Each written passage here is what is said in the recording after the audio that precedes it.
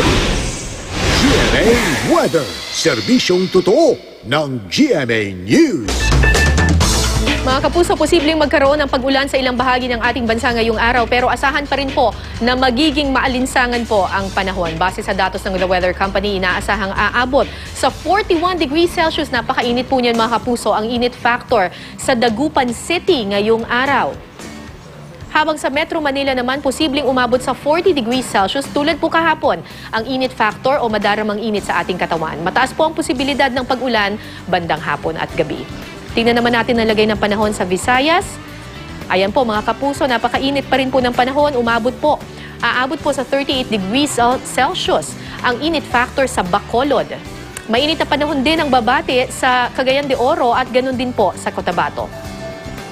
Sa Mindanao po, mataas ang posibilidad ng thunderstorms sa ilang lugar lalo na po sa hapon. Mahihinang ulan naman ang posibleng maranasan sa buong Luzon at Visayas. Yan ang latest mula sa GMA Weather. Para sa iba pang weather update, bisitahin ang iamready.ph at ang social media accounts ng IamReadyPH. Magplano para sigurado, I Am Ready. Serbisyong totoo ng GMA News.